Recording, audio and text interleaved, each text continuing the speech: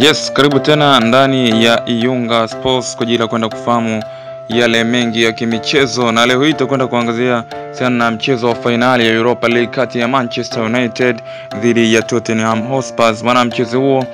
wa finali umetamatika hapo jana baada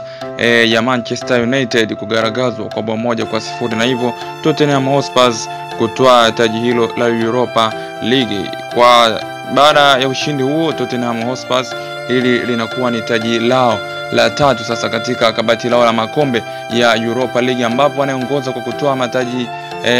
taji hili la Europa League ni Sevilla ya pale nchini Hispania, ambao wao wana mataji 7 ya Europa League, ndio vinara, wakifuatiwa na International Milan ama Inter Milan ya pale nchini Italia, na Tottenham Hotspur naye anazidi kuzinyemelea zile rekodi akiwa na taji lake la tatu. Ile goli la Johnson lilofungwa dakika 42 lilidumu mpaka mwisho wa mchezo na kufanya Tottenham Hotspur kwenda kutoa taji hilo la Europa League. Manchester United mbele ya Tottenham Hotspur kwa misimu kadhaa wamekuwa ni kama wateja tu wa jumla na reja kwao, kwani toka mwaka 2020 mpaka mwaka huu 2025 Manchester United ameshindwa kufurukuta mbele ya Spurs. Michezo aliyoshinda Manchester United mbele ya Spurs ni michache mno ukilinganisha na ile ambayo Spurs amemchapa Manchester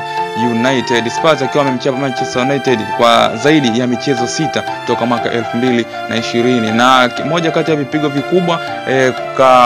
kati ya wawili hawa ni kile cha Oktoba 4 mwaka 2020, ambapo Tottenham Hotspur alimchapa Manchester United jumla ya magoli 6-1, lakini msimu wa 2024 tarehe 19 Disemba Man U tena alikufa kwa jumla ya magoli 4-3, na hapo jana akapoteza katika finali ya Europa League, na hivyo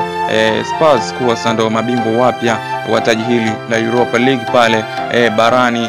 Ulaya. Hii ni sports update kutoka hapa ndani ya Iyunga Sports, na mimi ni the voice of love Steven Richard. Usahau kuendelea kushare, comment, kulike pamoja na kusubscribe channel yetu ya Iyunga Sports kwa ajili ya taarifa kemkem za kimichezo.